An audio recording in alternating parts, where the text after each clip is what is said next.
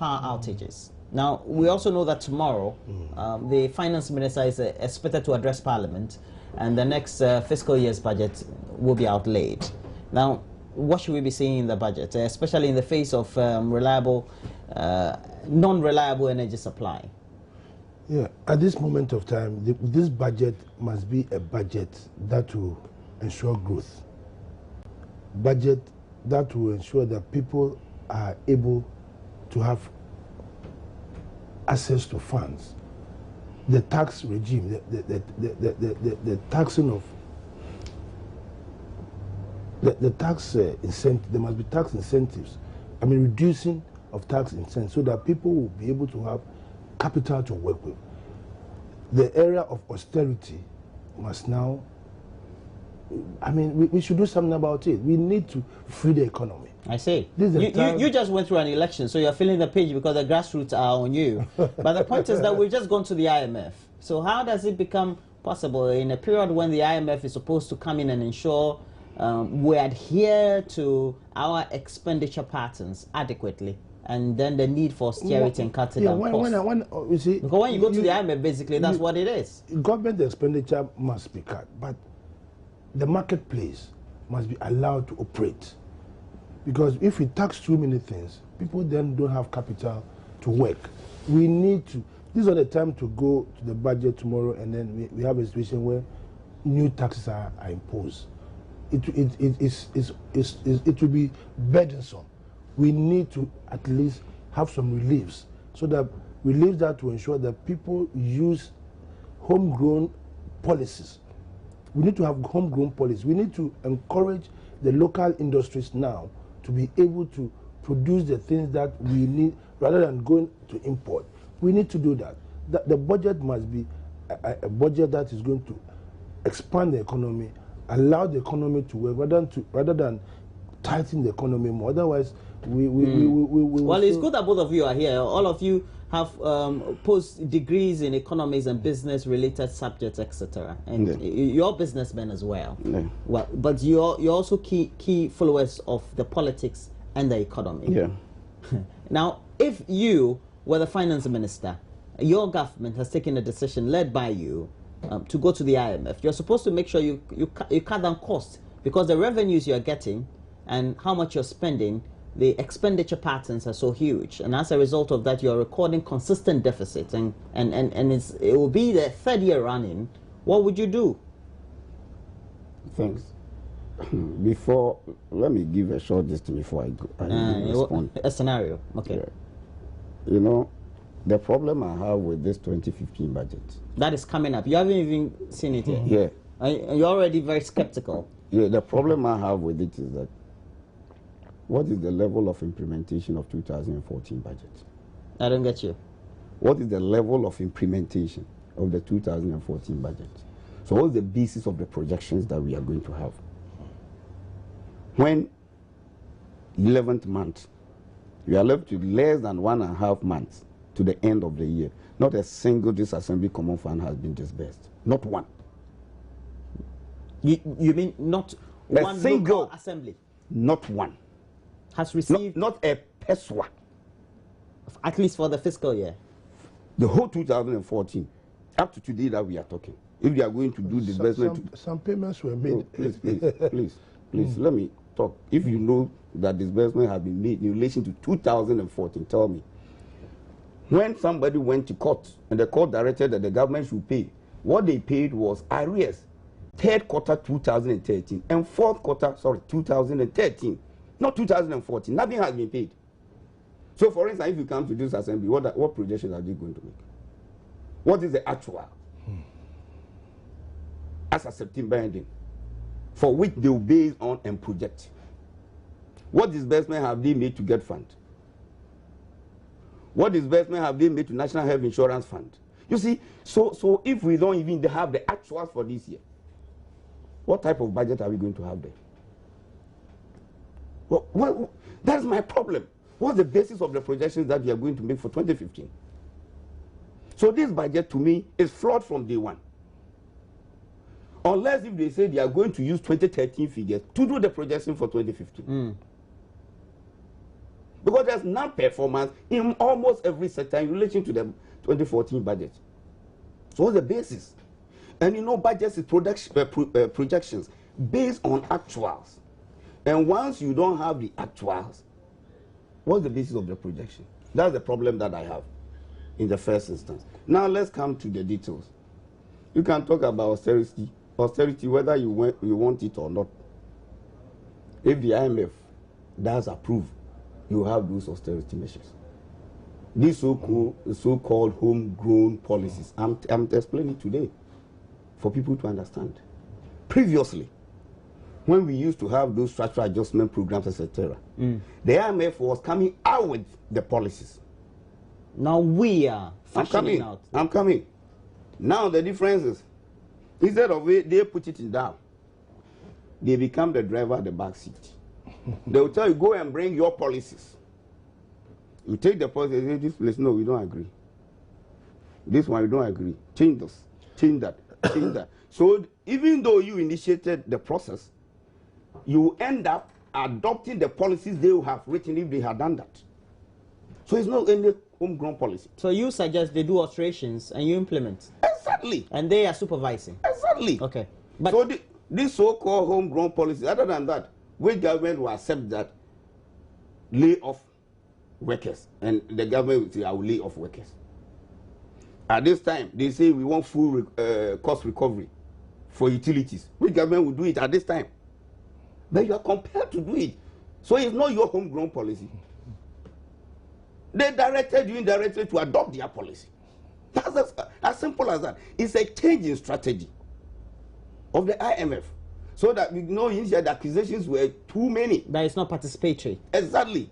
It was more of impositions. Yes. So maybe you are driving, you want to go to Kaswa, the person say move, go to Sawem. And you go to Sawem. Well, we've gotten your point. Adegoga would need to go on to a related discussion program, and so then we will leave you here. But as you react to him, the concern is now what Ghanaians are already experiencing could be in a Western state, but it's something that government seem to be subtly telling Ghanaians, not trying to be perhaps forthcoming or forthwith or forthright on the subject. I'm surprised at my brother's total rejection of a budget that he hasn't seen. Right, he's asking for projections that are basis. If they've disbursed it, tell me they've disbursed it. So that the budget is they are just expenditure patterns. Yeah. Now the expenditure patterns are outlined in a certain document. Yes. Now the expenditures haven't been made because allocations haven't been made. Well, you see, you are talking about statutory payments, right? The budget comes in different components. I'm looking at the bigger picture, not the statutory payments to district assemblies and that. We are looking at the marketplace. We need to encourage our people in the marketplace to boost the economy. Because you feel there needs to be an activity. That's precisely. Stimulated activity. Activity to boost the economy, right? But district common fund and those kind of things will be paid if your economy is really buoyant. I don't like interrupting, but you see, expenditure goes to activity, to support activity. I'm coming. Expenditure are not made in a vacuum. Let me land. But it also depends on what type of expenditure. Exactly. Yeah. Because on a normal sheet you could have capital or non-capital expenditure. But you see, if you take the recurrent expenditure, yes, definitely, like salaries and other things, you cannot say you won't pay, because if you don't pay it, you cannot even manage the economy. You are. And just a minute, even as much as I agree that the current expenditure also goes to support the development, but the rate of growth is more in the capital expenditure, which they are not making. That's the issue. Okay, you've made your point. I believe that we should shift the economy from what he's talking about, that you need to release or you need to do more. But those are the realities. We tend to forget. Look, we tend to forget the marketplace. Look, in this part of the world, we always dependent on government to spend for us to have economic growth. So for you, I'm saying that. So for you, the substantive issues at the macro level need to be looked at in terms of as far as what direct and indirect taxes there are, and then what less impositions there could be to free up the marketplace. I get you. It's very important. It's a model. It's a model that could also be very much complementary if we also have the needed expenditure patterns being observed adequately by government. My brother, you see what he's forgotten. Let me tell you. Let me tell you something. Let me tell you. You can even have the existing tax regime. But what we normally forget is that when you contract an economy by not spending, you reduce your revenue generation capacity. But he wants spending to be undertaken. No, precisely what... Exactly, they've not been making the expenditure. But he wants that to be done the next year. So what's the basis of this budget? When this year the expenditure has not been made? You are the same person who will come and say that government is spending too much. Government is spending too much, and government must cut down its expenditure. And I'm saying that government should control the expenditure, but then we need to free the market. The market must work. People must be allowed. You see, if you have punitive taxes on certain things that are irrelevant, I agree perfectly.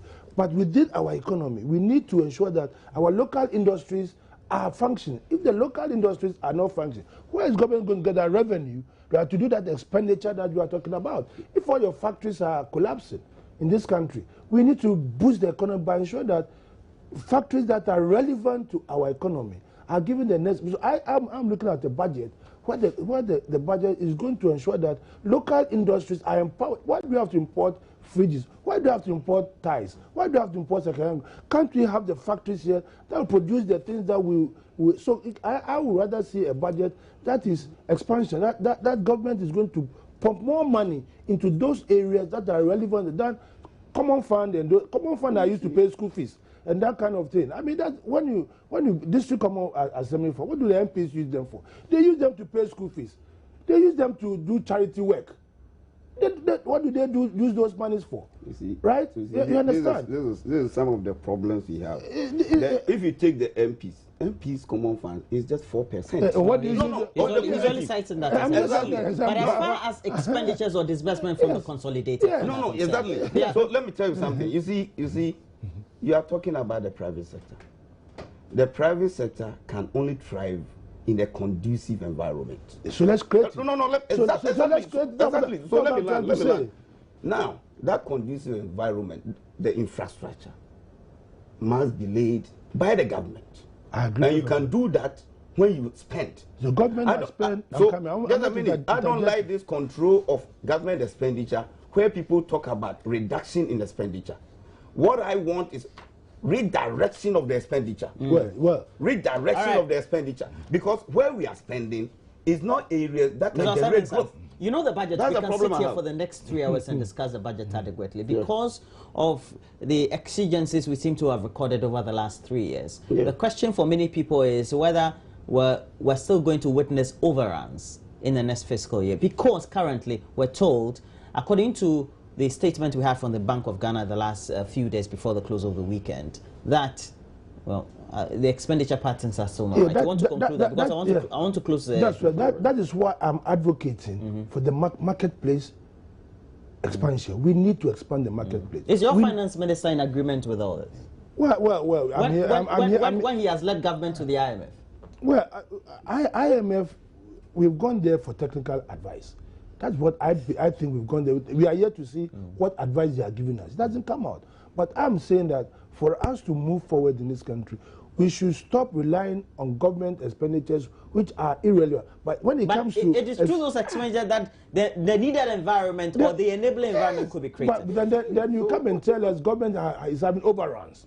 You see, so which way do you want us to go? Right. I believe that government should free the marketplace, allow the local industries to be working, and that's the only way out. If our industries are not working, we'll continually go importing, and we'll continue going to have overruns and pressures on our currency. Well, thank you very much. Joseph Ni Kobna Adekoka is the chairman for NDC Greater Accra. Just got retained over the weekend. Congratulations once again. Thank you very much. And we also have had in the studio Simon Osei Mensah. He's a member of Parliament for Bosomtwe, a member of the MPP, but also the 4th Deputy Speaker of the ECOWAS Parliament. Thanks, Simon. Thank I hope you to very have much. you some 2-3 hours so have lengthy discussion. Yes, Because I see we that need you it. were just heating up, almost like a Mondays. All right, so that'll be it. And next, we're going to have Mama View Uswabuaji speak to Dr. Vladimir Tridanso of the Legon Center for International Affairs and Diplomacy, and we're speaking about conditions in the sub-region. Do stay on.